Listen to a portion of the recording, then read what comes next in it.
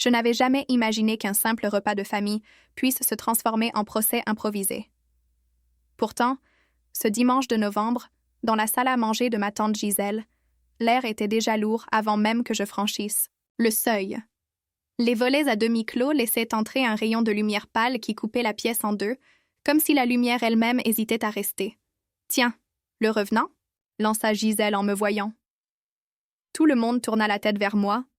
Mon oncle Michel, les cousins assis autour de la table, et même ma grand-mère engoncée dans son châle, qui arrêta de remuer son café. Je posai mon manteau sur le dossier, d'une chaise, tentant un sourire. « Bonjour à tous. J'ai raté quelque chose? » « Raté? Tu te moques de nous, » répondit Gisèle, les mains sur les hanches. « Ça fait 3 mois que tu es invisible. Plus de coups de fil, plus de messages. Plus personne ne sait où tu es. On a cru que tu avais disparu. » Le mot resta suspendu dans l'air. Disparu.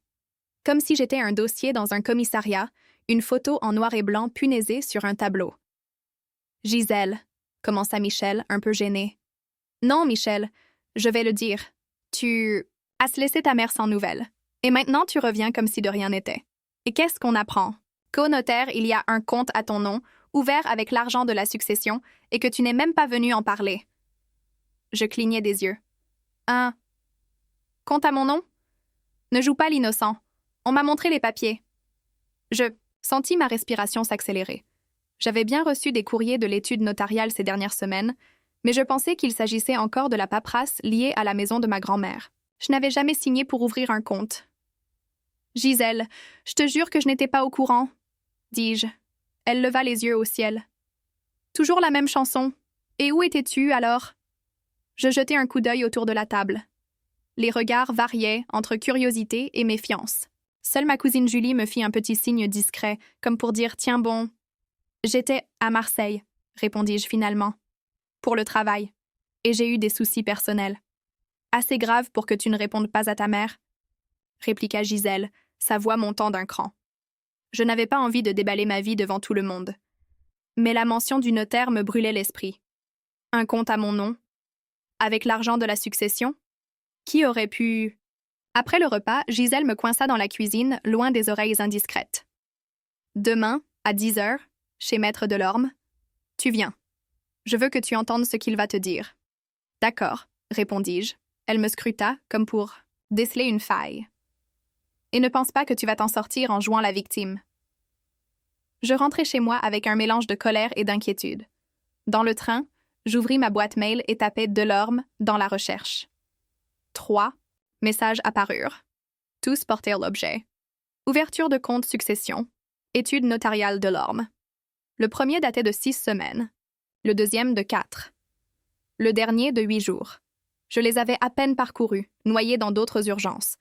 Mais en lisant attentivement, je découvris une phrase qui me fit sursauter. Conformément aux instructions reçues, un compte individuel à votre nom a été créé afin de gérer la part vous revenant dans la succession Martin. Conformément aux instructions reçues. Quelles instructions? Je n'avais rien signé, rien demandé. Le lendemain, j'arrivais chez Maître Delorme avec 10 minutes d'avance. L'étude se trouvait dans un vieil immeuble de la rue de la République, avec un escalier en pierre qui sentait la cire et le papier ancien. La secrétaire m'installa dans un petit salon d'attente au fauteuil trop ferme. Gisèle arriva pile à l'heure, l'air déterminé. Delorme nous fit entrer dans son bureau, vaste, mais encombré de dossiers. Derrière, son bureau, il ajusta ses lunettes. « Bien. Nous allons éclaircir la situation, » dit-il. « Monsieur Martin, voici le relevé du compte ouvert à votre nom. » Il me tendit une chemise cartonnée. Je l'ouvris. Mon nom figurait en haut, suivi d'un numéro de compte et d'un solde, 73 420 €. Je levai les yeux. Comment cet argent est-il arrivé là? Delorme prit un ton mesuré.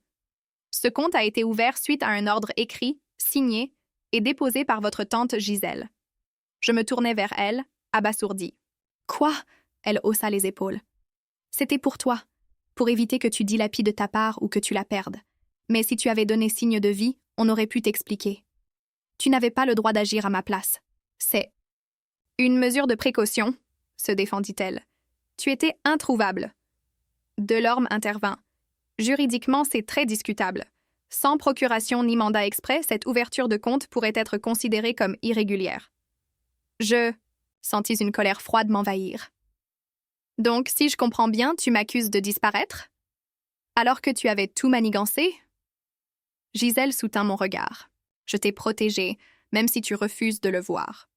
Le notaire nous invita à nous asseoir. La question est de savoir maintenant ce que vous voulez faire de cette somme et de ce compte. Vous pouvez soit le garder tel quel, soit demander sa clôture et le transfert sur un compte à vous. Mais avant toute décision, il serait sage de vérifier la provenance exacte des fonds. Vous voulez dire qu'il faut s'assurer que rien d'autre n'a été déplacé sans votre accord. Un frisson me parcourut. Et si ce compte n'était que la partie visible de quelque chose de plus vaste? Ce soir-là, en rentrant, je trouvais dans ma boîte, aux lettres, une enveloppe sans expéditeur. À l'intérieur, une simple clé USB. Je l'insérai dans mon ordinateur. Il n'y avait qu'un seul fichier, intitulé « Preuve, succession Martin ». En double-cliquant, je découvris des relevés bancaires, des courriers scannés et même des échanges de mails entre Gisèle et un certain Sévalois, conseiller financier. Une phrase en particulier me glaça. Comme convenu, nous plaçons l'ensemble sur un compte sécurisé, hors de portée des autres héritiers pour le moment. Pour le moment. Je restais assis devant l'écran un long moment, les doigts immobiles sur la souris. Chaque document de cette clé USB semblait une pièce d'un puzzle dont je ne connaissais ni la taille, ni l'image finale. Il y avait des relevés de mouvements bancaires précis, étalés sur plus d'1 an. Certains étaient au nom du compte, que Maître Delorme m'avait montré, mais d'autres portèrent des références inconnues, associées à des intitulés comme compte-titre ou assurance vie, clause bénéficiaire, G. Martin, et toujours cette signature électronique de Sévalois. Je décidai de ne pas perdre de temps. Je copiai l'intégralité du contenu sur mon disque dur et sur une autre clé, que je rangeais dans un tiroir fermé à clé. La clé originale, je la remis dans l'enveloppe, comme si je n'y avais pas touché. Le lendemain, je pris le train pour Lyon. Pourquoi Lyon? Parce que sur l'un des courriers scannés, l'adresse figurait clairement « Banque LCL, Agence Bellecour, à l'attention de Sévalois ». L'agence, située dans un immeuble haussmannien, exhalait cette odeur de moquette neuve et de café-filtre. Derrière le comptoir, une jeune conseillère leva les yeux. « Bonjour, je voudrais voir Monsieur Valois, dis-je. Vous avez rendez-vous? » « Non, mais c'est au sujet d'un dossier important le concernant. » Elle disparut quelques minutes et revint avec un homme grand, mince, costume bleu marine, sourire calculé. « Monsieur Martin, c'est bien ça? »« Oui, j'ai entendu parler de vous. » Sa phrase me mit immédiatement sur la défensive. « Vraiment? Dans quel contexte? » Disons que votre tante Gisèle a été proactive dans la gestion de la succession. Proactive ou intrusive? Il esquissa un sourire. Je suis tenu par le secret bancaire, mais si vous me montrez un document prouvant votre qualité d'héritier, je pourrais peut-être vous donner des indications générales. Je sortis de mon sac une copie de l'attestation d'hérédité, délivrée par le notaire. Valois la lut attentivement, hocha la tête, puis se pencha vers moi. Officiellement, tous les placements ouverts par votre tante l'ont été pour sécuriser les actifs. Officieusement, elle a aussi demandé à ce que vous ne soyez pas en mesure d'y toucher avant qu'elle estime que vous soyez prêt. Je faillis rire. Et elle estime que ce sera quand? Elle n'a pas précisé, mais je peux vous dire que plusieurs comptes existent, et pas seulement celui que vous connaissez. Certains sont au Luxembourg. Le mot tomba comme une pierre. Et ils sont à mon nom? Il hésita. Certains, oui. D'autres sont communs. Sur le chemin du retour, je sentais la colère prendre une forme plus tranchante. Ce n'était plus seulement une affaire de méfiance familiale. C'était une appropriation organisée de mon héritage, emballée dans un discours paternaliste. Arrivée chez moi, j'appelais discrètement Julie, ma cousine. Elle avait toujours été plus ouverte que les autres membres de la famille. « Julie, est-ce que tu sais si Gisèle a parlé de la succession à quelqu'un d'autre? » Pas vraiment. Enfin, elle a dit à maman qu'il valait mieux mettre les choses à l'abri parce que tu étais instable. Instable? Oui. Elle parlait de ton déménagement à Marseille, de ta rupture, de ton silence radio. Elle en a fait un roman. Je soupirai. Écoute, j'ai des preuves qu'elle a placé de l'argent sur plusieurs comptes à mon nom et ailleurs, sans me prévenir. Tu veux que je t'aide à fouiller? Demanda-t-elle. Oui, mais discrètement. Nous nous retrouvâmes 2 jours plus tard dans un café discret, loin du centre. Je lui montrai quelques-uns des documents de la clé USB. Elle ouvrait de grands yeux à chaque ligne. « Là, regarde », dit-elle en pointant un relevé. « Transfert. 50 000 € versés C. Bref. Assurance vie, bénéficiaire secondaire, J. Dupont. Tu sais qui c'est? Non. Moi si. C'est un ami à elle, un type qui gère une société de conseil très opaque. Cette information me fit l'effet d'une décharge électrique. Je sortis un carnet. On va dresser une liste de toutes les personnes et entités mentionnées dans ces documents. Ensuite, on croise avec ce que je trouverai sur elle. Pendant une semaine, je vécus comme un enquêteur clandestin. Je passais mes soirées à fouiller les bases de données publiques, à consulter les registres de sociétés, à tracer les adresses IP des mails scannés. Petit à petit, un schéma se dessinait. Gisèle avait centralisé tous les fonds de la succession. Elle avait ouvert plusieurs comptes à mon nom, mais verrouillés par des clauses restrictives. Elle avait aussi transféré des sommes importantes vers des comptes à elle ou à ses proches. Et tout cela, sous couvert de me protéger, la clé USB, je décidai de la montrer à Maître Delorme. Quand il vit les fichiers, il fronça les sourcils. « C'est très grave, » dit-il. « Si ces documents sont authentiques, votre tante a outrepassé toutes ses prérogatives. On peut parler d'abus de confiance, voire de détournement. Et si elle dit que c'était pour mon bien? Ce n'est pas une excuse valable. La loi ne reconnaît pas le paternalisme financier comme motif légitime pour priver un héritier de la jouissance de ses biens. » Il leva les yeux vers moi. « Vous êtes prêt à aller jusqu'au bout? » Je pris une grande inspiration. Oui, mais pas encore. D'abord, je veux savoir pourquoi elle a vraiment fait ça. Cette nuit-là, je relus encore une fois tous les échanges de mails. Et c'est là que je tombais sur un détail que j'avais raté. Un message daté d'1 an plus tôt, envoyé par Gisèle à Sévalois. Il faut absolument éviter que Pierre mette la main sur cet argent maintenant. Sinon, il pourrait remonter jusqu'au compte de...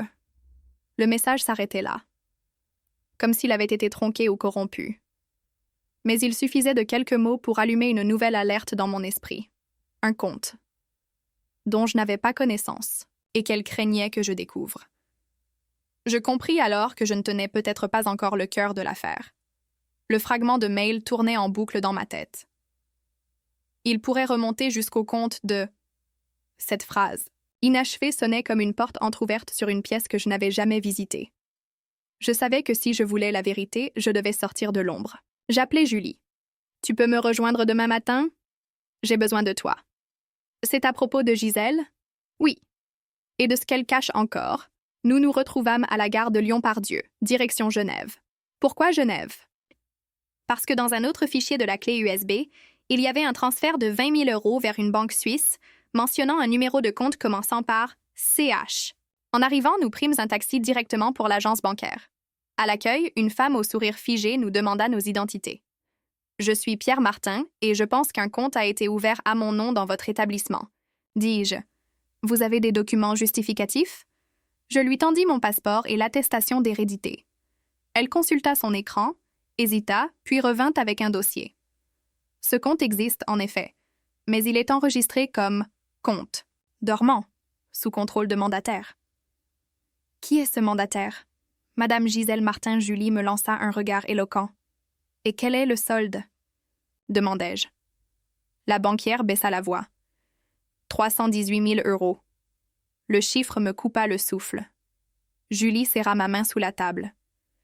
Monsieur Martin, poursuivit-elle, pour récupérer la pleine disposition de ces fonds, il vous faudra révoquer le mandat de Madame Martin et prouver votre qualité de propriétaire. De retour en France, je fixai un rendez-vous urgent avec Maître Delorme. Quand je lui annonçai le montant, il leva les sourcils. Nous ne sommes plus dans une simple irrégularité là. C'est une rétention massive de biens successoraux. Et si elle prétend encore que c'était pour me protéger? Alors, nous demanderons au juge de qualifier cela d'abus de confiance aggravé. Il posa ses lunettes. Vous voulez qu'on passe en référé? Oui. Mais avant, je veux lui parler, face à face. Je décidai d'aller la voir un soir, sans prévenir. Sa maison sentait toujours la cire et la soupe. Elle m'ouvrit, surprise. « Pierre? Qu'est-ce que tu fais là? Tu sais très bien pourquoi. » Elle croisa les bras. « Ah, on y est. Tu as fouillé. » « Oui. Et j'ai trouvé. Le compte suisse, Gisèle, 318 000 euros. Son visage pâlit. Ce n'est pas ce que tu crois. Alors explique-moi, parce que ça ressemble beaucoup à un vol. Elle s'assit lourdement. Cet argent ne venait pas seulement de la succession. Il y avait aussi une somme que ton père m'avait confiée, avant sa mort. Il ne voulait pas que ta mère la gère, et encore moins que toi tu la touches trop tôt. Je restais interdit. Pourquoi?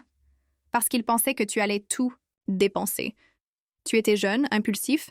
Il m'a dit « Cache-le, garde-le jusqu'à ce qu'il ait la tête sur les épaules. » Et c'est toi qui décides quand j'ai la tête sur les épaules? C'était le marché. Je sentis une colère ancienne remonter, mêlée à une blessure plus intime. Tu as pris une décision qui ne t'appartenait pas, et tu m'as traité comme un incapable.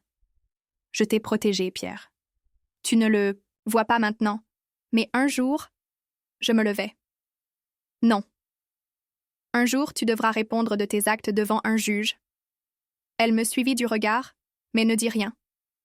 2 jours plus tard, Delorme déposa la requête en référé. L'audience fut fixée, rapidement. Gisèle avait engagé un avocat, un homme aux cheveux argentés, au ton faussement bienveillant. « Ma cliente n'a agi que dans l'intérêt de son neveu », déclara-t-il. Il était à l'époque dans une situation instable, et elle a pris soin de préserver son patrimoine. Delorme répliqua calmement. L'intérêt supposé d'un héritier ne justifie pas la confiscation de biens lui appartenant. Les fonds doivent être restitués intégralement sans condition. Le juge écouta, posa quelques questions, puis annonça qu'il rendrait sa décision sous 15 jours. En sortant de la salle, Gisèle m'attendait. « Tu crois avoir gagné? » « Je ne crois pas. Je sais que la loi est de mon côté. » Elle eut un sourire triste. Parfois, la loi ne protège pas des erreurs qu'on fait soi-même. Je la laissai là, consciente que quelque chose entre nous venait de se briser pour de bon. Les 15 jours d'attente furent les plus longs de ma vie. Chaque matin, je vérifiais ma boîte mail et mon téléphone, espérant un message de Maître Delorme. Chaque soir, je m'endormais en repassant mentalement l'audience, craignant que le juge se laisse convaincre par les arguments paternalistes de Gisèle. Le 16e jour, le coup de fil arriva enfin. « Pierre, dit Delorme, nous avons la décision. Vous pouvez passer à l'étude. » Je sautai dans le premier métro, le cœur battant. Delorme m'attendait dans son bureau, le dossier déjà ouvert devant lui. Le juge ordonne la restitution immédiate de l'intégralité des fonds placés sur les comptes ouverts à votre nom, y compris le compte en Suisse, ainsi que la levée de tout mandat détenu par votre tante. Je laissai échapper un souffle que je ne savais pas retenir. Donc, c'est fini? Pas tout à fait. Le juge a également saisi le parquet pour examiner la possibilité d'une enquête pénale pour abus de confiance. Je restai silencieux quelques secondes. Je n'avais pas prévu d'aller jusque-là, mais l'idée qu'une procédure pénale pèse sur elle me laissait un goût mitigé. Le transfert des fonds prit encore 2 semaines. Recevoir sur mon propre compte la somme exacte, 318 000 euros du compte suisse, plus 73 000 du compte français, fut irréel. Les chiffres semblaient presque abstraits, comme s'ils appartenaient à quelqu'un d'autre. Je n'osais pas y toucher. Julie, elle, était enthousiaste. « Tu pourrais acheter un appartement, lancer un projet, ou simplement te mettre à l'abri pour de bon? » « Oui, mais d'abord, il faut que je parle à Gisèle. Une dernière fois. » Je choisis un lieu neutre, un petit café du centre-ville, aux tables serrées et à l'odeur persistante de croissants chauds. Elle arriva à l'heure, vêtue d'un manteau gris, les traits tirés. « Je suppose que tu veux savourer ta victoire ?» dit-elle en s'asseyant. « Non, je veux comprendre, pour la dernière fois. » Elle me regarda droit dans les yeux. « Tu crois que j'ai fait ça par plaisir? Que c'était une façon de te rabaisser? Tu m'as traité comme si je ne pouvais pas prendre mes propres décisions? Parce que je pensais que tu allais tout gâcher. Tu oublies que j'ai vu ton père perdre la moitié de ses économies dans un investissement foireux. Je ne voulais pas que tu reproduises ces erreurs. Alors tu m'as puni pour les fautes de mon père. » Elle détourna le regard. « Peut-être. » Un long silence s'installa. Le bruit des tasses et des conversations autour de nous emplissait l'espace. « Gisèle, dis-je enfin, tu aurais pu me parler, m'expliquer, me faire confiance. Et si je l'avais fait, tu m'aurais écouté? » Je restais muet. Elle avait raison sur ce point. Il y a quelques années, j'aurais peut-être claqué la porte. Mais cela n'excusait pas ses méthodes. « On ne peut pas revenir en arrière, dit-elle. Tu as ton argent? Moi, j'ai perdu. Ton estime, c'est le prix à payer. Et peut-être plus encore. si la justice décide d'aller plus loin. Elle hocha la tête, résignée. En sortant du café, je sentis un mélange étrange de soulagement et de tristesse. J'avais gagné, juridiquement et financièrement. Mais j'avais perdu quelque chose de plus rare, la possibilité de croire que, malgré les tensions, la famille restait un refuge. Je décidai de mettre les fonds en sécurité, sur un compte que moi seule pouvais gérer. J'en plaçai une partie dans un projet qui me tenait à cœur depuis longtemps. Ouvrir un atelier de restauration de meubles anciens, un métier manuel et minutieux, à 1000 lieues des disputes d'héritage. Le jour de l'inauguration, Julie passa me voir. Elle regarda les établis, les outils, le bois patiné. « Ton père aurait aimé ça, dit-elle. Et maman aussi. Et Gisèle ?» Je souris faiblement. Gisèle, elle aimera ou pas, ce n'est plus mon problème. Les mois suivants, je reçus 2 lettres d'elle. Dans la première, elle maintenait qu'elle avait agi par amour. Dans la seconde, plus courte, elle écrivait simplement « Prends soin de toi ». Je ne répondis pas. Pas par rancune pure, mais parce que certaines histoires doivent s'arrêter avant de tourner en rond. Aujourd'hui, chaque fois que j'entre dans mon atelier, je repense à ce chemin. L'accusation, la clé USB, le compte suisse, le procès. J'ai appris que protéger son héritage, ce n'est pas seulement défendre de l'argent, c'est défendre le droit de décider soi-même ce qu'on en fait. Et ça, aucune tante, aussi bien intentionnée soit-elle, n'a le droit de vous l'enlever.